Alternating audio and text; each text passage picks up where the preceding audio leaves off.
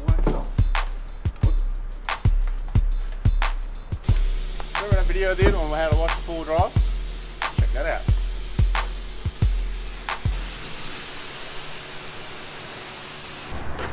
Alright buddy, I'm out of tokens. How's this belated birthday wash? You feeling good? Don't say much here. Ronnie Dale, Four Wheeling Australia. Welcome to a vlog. I'm going to address a couple of things in this video about some negative comments I got in the last video and sort of help explain but also understand some of the negative comments. So I'm going to talk about that a bit later. We're also going to talk about 200,000 subscribers and 5 years with the Landcruiser. That was in September, so it's a bit of a belated happy birthday. More of that a bit later. But we got to go to PDP, go on convoy to the full drive show, park this up, and I'm going to explain in detail why I chose to drive in one-wheel drive all the way home with broken diff rather than switch to front-wheel drive instead. So all those things will be explained shortly.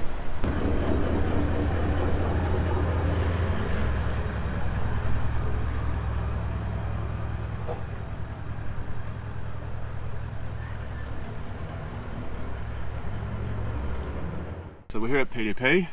I'm going to go in and give Travis a good old thank and the boys for looking after this car for 5 years.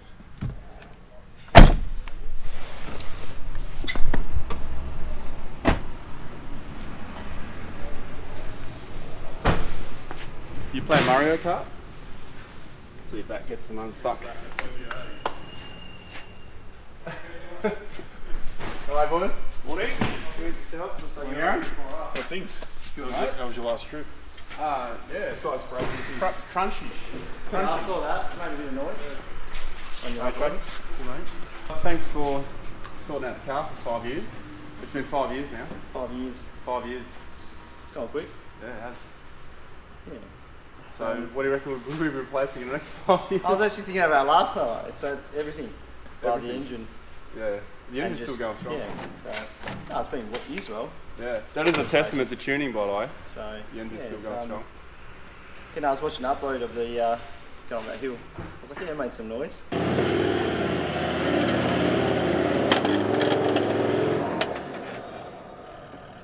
Yeah, do that. Gonna let go. So, yeah, it's one of those. It was a weird noise. I thought it was a well, I was wishfully thinking that it was a trailer hitch that made the noise. Dragged through. But I went through the footage and was actually doing it before. Yeah. Okay. And I've had a noise before leading up to the trip I couldn't find, and I think it was the spider gears. Well, there's not much left. Yeah. No, there isn't. The diff, the transfer. Yeah. The front diff. Simon, how are you, mate?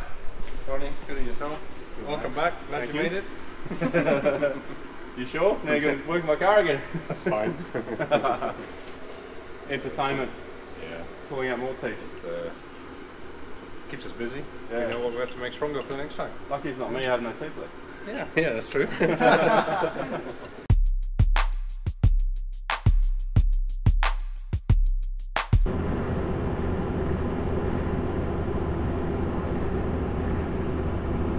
Right, so we're sitting in traffic in convoy. Somehow ended up in the front with the limping cruiser. I'm not going to lose them. So I thought I'd address the exclusive content, explain a bit more in detail because a lot of people got the wrong idea from what I said, and I was being a little bit cheeky, so a few people actually got a bit upset about that too. So yeah, apologies if I have upset you guys. I think I got 15% negativity. That's the most negative video I've ever had, is 15% negativity on a video. Normally I only get like 2%, 5%. So to me that actually affected me a bit, got me thinking. So I need to explain to you what this exclusive content is on Patreon. It's basically unfinished products. It's unfinished videos. It's a preview of what mainstream actually gets to see later. It's like a testing platform. But at the same time, it gives the patrons an early insight into what's happening with the channel and what's coming up. So you are not going to miss anything. YouTube is always free, and all my content is free for everyone. Now, these exclusive videos, they're not very long, and as I've already explained, they're unfinished products, and I get feedback from my patrons, and in an indirect way or direct way sometimes, they are actually helping to create the content. So by the time I do make the full video of what it actually is, you guys get the full video. The patrons with the exclusive content is like a small portion of it, an unfinished project. For example, Project Black, the previous video that I put up, a bit of a teaser about it, probably teased a bit too much, and that's how people took it a bit wrong. But what the patrons actually going to see is the unfinished version of Project Black. Project Black is not finished yet. I'm going to finish it next week and probably record it the week after, and then it'll become a mainstream video on YouTube for everyone to see, the finished project of Project Black. So that's pretty much what the exclusive videos are. So I don't think for a minute that I am withholding videos from YouTube. What I don't want though is to put all these little 5-minute videos on YouTube, because it's going to clog up the feed. What goes on my channel, it has a certain level of you know, it's got to pass my quality test. I've done many videos in the past that never made it on there. I think I've done 25 videos, full videos, that I never released on YouTube because I wasn't happy with it. I wasn't entirely happy with the quality of it. So you guys are not missing out on anything. You know, we live in a world where nothing's for free, not even information is for free. However, I firmly believe that information should be for free, and hence the YouTube channel, my channel, you get all that information for free.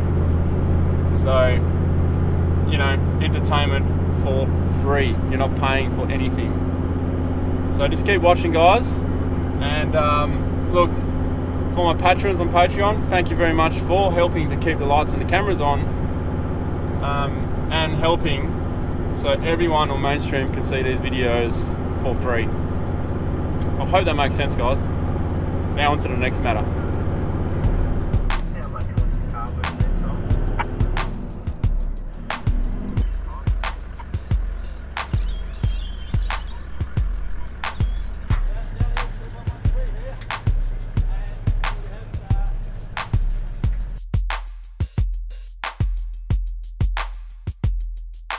We're here at the show, we're pretty much set up now, but I think it's time to talk about 200,000.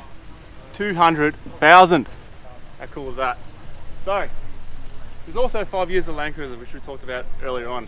So 200,000, there's a lot of people I would like to thank. You know, they helped me get here. And there's a long list, so I'll probably leave a few people out, and apologies, because there's just so many people that have been involved. So I'll start off with my dad and Najib, the early days, holding the camera for me. And then there was a bit of a gap where I did most of the stuff myself.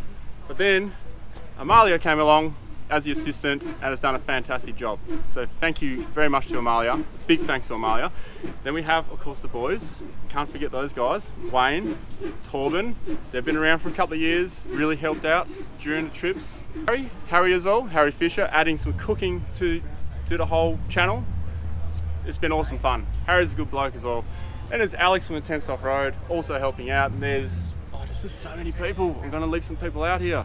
Dylan, you know who I'm talking about. Travis from PDP, already thanked him this morning. So that is, I've left some people out. I'm sorry. I'm really sorry. But 200,000. Thank you to every single one of my subscribers, which is now 201,000, something like that. Maybe 202,000 by the time this goes up. And a special thanks to all my patrons on Patreon. Without you guys, we wouldn't be where we are right now. So thank you, everyone. Thank you very, very, very much. And there's some really cool stuff happening to the channel coming up. I've got this new bit of a crazy project, and I don't want to give too much away because I don't want someone else to jump on this before I do. So stay tuned for that. Just jumping in here again, just, you know, I felt I've mentioned probably Wayne and Torben a bit too briefly. I would like to thank you guys personally for taking all your holiday time and spending with me out in the bush, but doing what we love doing. You guys obviously love doing it, I love doing it, so let's just keep this thing going, and thank you very much, guys. Look forward to the next trip. Just want to say a big congratulations to Ronnie, 200,000 subscribers. That's a huge milestone. and very proud to see that you've made a big achievement. Good stuff, buddy. Congrats, Ronnie, on reaching 200,000 subscribers. That's quite an achievement, and just goes to show how great the channel is. And hope to see a lot of the fans of the show. Cheers. Rhonda, happy 200,000, mate. Bloody never thought you'd make it. I thought they'd just delete you on YouTube or something before you got here, but bloody well deserved. Well done. Keep it up, mate. Cheers. Just want to say a massive congratulations to you, Ronnie, for 200,000 subscribers and rocking in for 5 years with your cruiser. What a massive achievement, mate. It's been a wild year and I'm looking forward to the next. Cheers. Well done, Ronnie. You deserve every single one of them. Keep going, mate. A big congratulations on you with 200 subscribers on YouTube. Good on you. Hey Ronnie, mate, I still can't believe I did that for you in that video. Congratulations on 200,000 subscribers, mate. That is a monumental feat. We've had so much fun working with you. I'm looking forward to the next trips. And when you're ready to put some work into that 79, give me a call. All right, Ronnie, Torben, Wayne and Amalia, four-wheel driving Australia come a long way in the last few years, and you've got a long way to go yet. Happy 200,000. Hey Ronnie, just a big congratulations, 200,000. That's huge, mate. 5 years with the Landcruiser as well. I would have said we've had it for about 3 years. It's probably been 2 years in my shop fixing it after you keep breaking it. It's been a massive journey. Probably inspired me to have this beast, and it's been great knowing each other and seeing all the journeys and where you've been and what it's involved from a passion to now sort of it's a full-time gig for you. So from the Hilux to the Cruiser and where you are now, it's things have changed dramatically for both of us, and yeah, it's pretty full on and it's good to see. So keep up the good work, mate. Cheers. G'day Ronnie and all the crew at Four Wheeling. This is Azza from Red Roads, just saying congratulations, great milestone on your 200,000 plus followers on YouTube. Here's to another 200,000. Well done, mate. Ronnie, I just want to say well done on your 200,000 subscribers. You deserve it. Nice working with you. Good luck. Cheers, mate.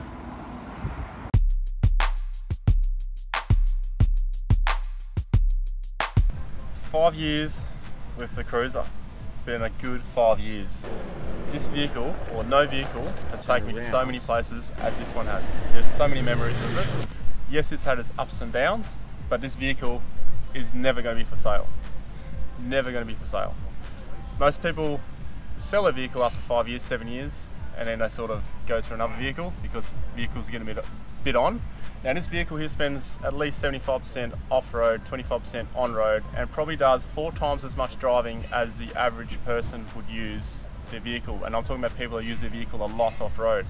So that is my reason for the breakages of the drivetrain as what's happened across the year, this year in particular. The front diff went, the transfer case was on its way out, both prop shafts have gone. I bent the rear one, the front one was gone because of dodgy suspension. So really the only 2 things that are broken on this vehicle from hard strain is the front diff and the rear diff.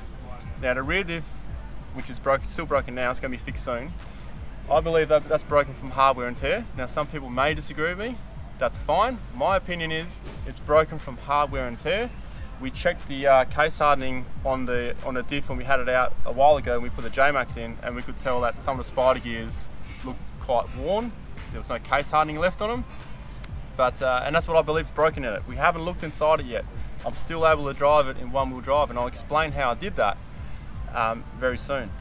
So yeah, doesn't matter what car it is, if you put it through a lot of strain and stress, it is going to break at some point. So when I get the rear fixed, the drivetrain is pretty much all completely new, and it should last another 150,000 Ks if I drive it as hard as what I used to. So, touch steel. To the back of the vehicle, the trailer here. Now a lot of people were blaming the trailer for the breakage on the vehicle. It's not solely the trailer, it's everything that's happened to the car. Now, I've towed many trailers with this vehicle. The hill that I went up where it broke wasn't even that much of a hill. It just happened to go at that point in time. Now, I've been hearing a clunk in the rear for the past 4 or 5 months. I could not pinpoint where it was coming from. I thought it was something loose, and now that noise is gone, so I reckon it was something to do with the actual diff. Now, we won't know exactly what's happened until we pull it apart, but I'm putting $10 on the spider gears. Now it could also be the factory locker sleeve might have broken off or something, or it could even be the JMax shaft, but I doubt it'll be the JMax shaft because this chromoly is stronger than what the internals are, so you never know. So we'll pull it apart and we'll have a look next week.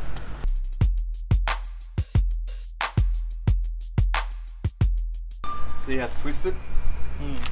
And the other side, I even twisted the bracket. Just from the load, yeah. Coming on and off. I reckon that's why it's a little bit out, because I measured from centre of hub to centre of hub and it's about 10 to 20 mil out.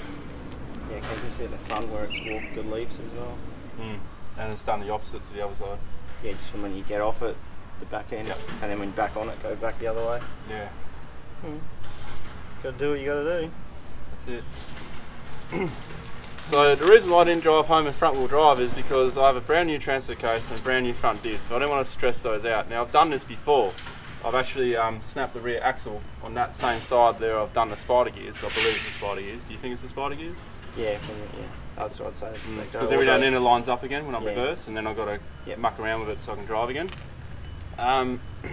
So the reason why I opted to drive on the rear is because I'm putting more stress on the rear. It's already broken. I'm going to replace it anyway. And I didn't want to stress the front because I would like the front to last another 150,000 k's. Now I have done this before driving front wheel drive home from Geraldton to Perth, north of Geraldton, and that's 550 k's for those who don't know where Geraldton is, Perth. And that was towing a trailer as well. And yeah, I just think there's a lot of power in these motors, and if you get all the conditions at the right time, the wrong thing can happen. The other thing, the transfer case doesn't have much oil in it, and it does work hard naturally. So by putting it all just on the front drive shaft, that's the one we see. The front seal on the transfer case is the one that actually fails sometimes. Okay. So the seal fails, it drops its oil, and the transfer case is all over. I did leave the front shaft in because in case the rear went, then I could still just have drive. take the rear shaft off and then drive. Yeah, look, get home, get it sorted. It is what it is. Part of getting out there and about there. That's it. Yep. And it's had a hard life. Yeah, it's definitely been on some rocky terrain.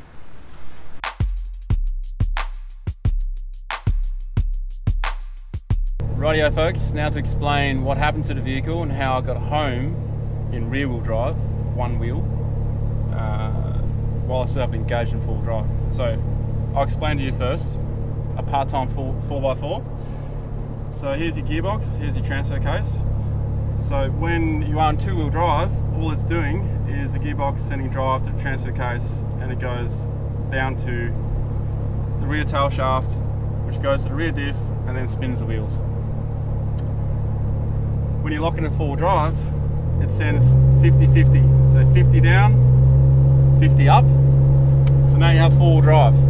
So in a perfect world, in a perfect situation, you have 25% drive to all wheels, but that's not always the case. When you lift the wheel, drive goes to path of least resistance, etc, etc. I'll do a proper video on this later, just so you can understand what some of the comments were saying, questioning why I didn't drive home in front wheel drive. That's the whole purpose of this. So now we are in four-wheel drive. I have a diff lock in the rear. So I have a diff lock in the rear and I have a diff lock in the front. I'm not going to draw it here because I didn't use it at the time. I climbed this hill, and then half of the diff, the spider gears on one side, that's the gears that are sending drive out to this side, the spider gears sending out drive to the other side. I crunched these, I believe, so this wheel here was dead in the water. It's just rotating, there's no drive going to it. Because I have the rear diff locker in, it is still forcing drive to this wheel. So this wheel is still rotating. The front two were still rotating as well because I was in four-wheel drive. So when I drove it out of the situation, I was off-road, so I could drive in 3x4. This wheel was still dead. So it still felt like a four-wheel drive, essentially. I had two wheels in the front driving, I had a wheel in the rear driving because I had the diff lock in. If I didn't have a diff locker, the rear would just be completely dead. There'll be no drive, and I'd only be running on the front. When I got to the tarmac, I had a choice to make. One was to unlock the hubs on the front and run on one wheel in the back. On my Landcruiser, I have manual locking hubs, so I can unlock these hubs, which means there's no drive coming to the wheels from the center.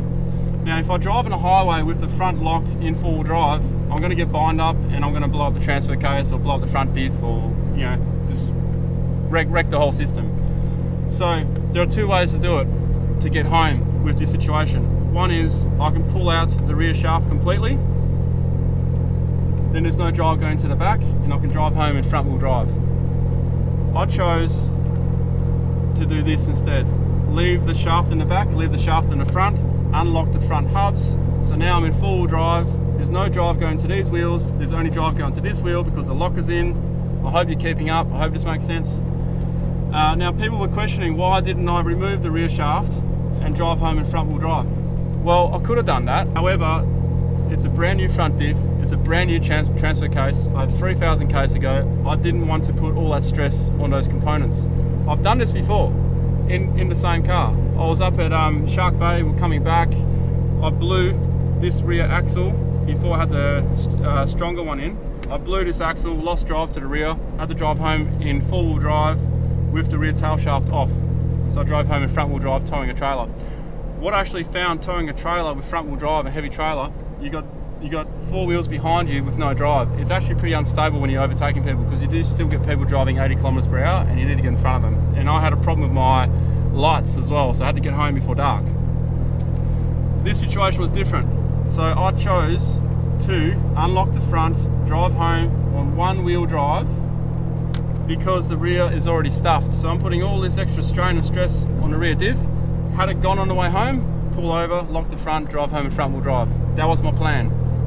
So happens I made it all the way home, 3,000 k's, and then we even took it to the show on 1-wheel drive. And I haven't put extra strain and stress on the transfer case or the front diff. That's why I did it. I hope that makes sense.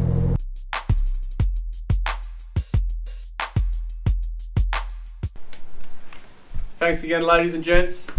Thanks for watching. 200,000. Thank you very much to every single one of you people, and to my patrons on Patreon. So you can subscribe here if you haven't already, and Patreon is over here if you wish to check it out. You don't have to.